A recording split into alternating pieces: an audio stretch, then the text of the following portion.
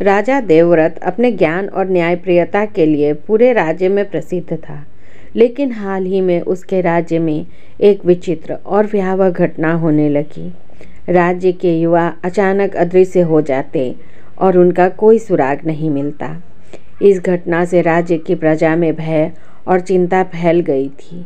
लोग अपने बच्चों और परिवार के युवाओं को घर से बाहर भेजने से डरने लगे थे। मामला गंभीर था, इसलिए राजा ने अपने दरबार में सभी मंत्रियों और विद्वानों को बुलाया। उन्होंने पूछा, इस अदृश्यता के रहस्य का क्या कारण हो सकता है और इसे रोकने के लिए हमें क्या करना चाहिए। एक मंत्री ने कहा, महाराज, लोग कहते हैं यह किसी दैवीय शक्ति का क्रोध है। दूसरे मंत्री ने कहा, मुझे लगता है यह किसी तांत्रिक या जादुई शक्ति का काम है। नदी के किनारे एक रहस्यमयी स्त्री के बारे में सुना गया है। यह संभवतः उन सब के पीछे हो। जो भी उसके पास जाता है वह वापस नहीं लौटता। राजा देवव्रत ने यह सुनते ही नदी के किनारे की घटना की सत्यता जानने का निर्णय लिया। उन्होंने अपने सबसे साहसी मंत्री को आदेश दिया कि वह उस स्त्री को बुलाकर लाए, लेकिन मंत्री ने सिर झुका लिया और कहा, महाराज क्षमा करें, परंतु मैं यहाँ जाने का साहस नहीं कर सकता। लोगों का कहना है कि वह स्त्री जादूगरनी है और जो भी उसके पास जाता है वह वहीं फंस जाता है। राजा ने महसूस किया कि भय पूरे दरबार में व्याप्त है। उसने निश्चय किया कि यदि उसके मंत्री और सिपाही नहीं जा सकते तो वह स्वयं जाएगा। यदि यह घटना मेरे राज्य के युवाओं को संकट में डाल रही है तो राजा होने के नाते यह मेरा कर्तव्य है कि मैं इस रहस्य का समाधान करूं, राजा ने कहा। अगले दिन राजा साधारण वस्त्रों में अकेले ही नदी के किनारे पहुंच गए। वहां का वातावरण अजीब रूप से शांत था। नदी की लहरों में एक अजीब सी हलचल थी। राजा ने आगे बढ़ते हुए एक सुंदर स्त्री को देखा। उसकी सुंदरता इतनी मोहक थी कि कोई भी उसकी ओर आकर्षित हो सकता था। स्त्री ने राजा की ओर मुस्कुराते हुए देखा और कहा, हे युवक, तुम कौन हो, क्यों आए हो? उसकी आवाज़ मधुर और आकर्षक थी, लेकिन उसमें एक रहस्यमयी गूंज भी थी। राजा ने खुद को संयमित रखते हुए कहा, मैं राजा देवव्रत हूँ। मेरे राज्य के युवा अदृश्य हो रहे हैं और इसका कारण तुम्हें माना जा रहा है। मैं इस रहस्य को सुलझाने और अपने लोगों की रक्षा करने आया हूँ। स्त्री ने पहले प्रणाम किया, फिर हंसते हुए कहा, क्या आपको लगता है कि उनके पीछे मैं हूँ? मैं एक स्त्री हूँ। किस तरह से अपनी रक्षा करते हुए यहाँ रहती हूँ राजन। यह मिट्टी के घड़े बनाकर किसी तरह अपना जीवन यापन कर रही हूँ। राजा देवव्रत ने स्त्री की बात सुनकर उसकी आंखों में झांका। वहाँ कोई डर या झूठ का संकेत नहीं दिख रहा था। वहाँ पड़े घड़े इस बात का सबूत थे कि वो सच बोल रही है। उसने गहरी सांस लेते हुए कहा, यदि तुम निर्दोष हो तो यह रहस्य और भी गहरा हो गया है। मेरे राज्य के युवाओं के अदृश्य होने का कारण यदि तुम नहीं हो तो क्या तुमने यहाँ कुछ असामान्य देखा है? स्त्री ने कहा, मैं कुछ रहस्यमयी तो यहाँ जरूर देखा है। यहाँ नदी के किनारे अजीबोगरीब रोशनी के कुछ आवाज़ें सुनाई देती हैं।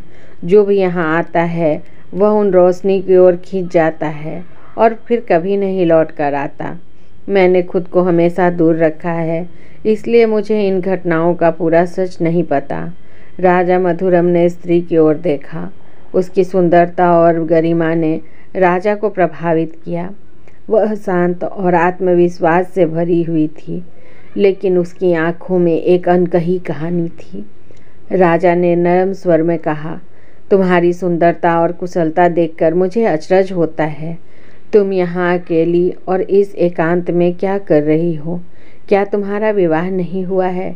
और यह स्थान जो रहस्यमय है, तुम इसे अकेले कैसे सहन करती हो? स्त्री ने हल्की मुस्कान के साथ उत्तर दिया, राजन, यह स्थान रहस्यमय है, लेकिन यह मेरा आश्रय स्थल है। विवाह के बारे में पूछ रहे हैं तो कह सकती हूँ कि भाग्य ने मेरी झोली में अकेलापन ही डाला। मेरे माता पिता का निधन बचपन में हो गया और मैं अपने लिए जीवन का अर्थ ढूंढ रही हूँ।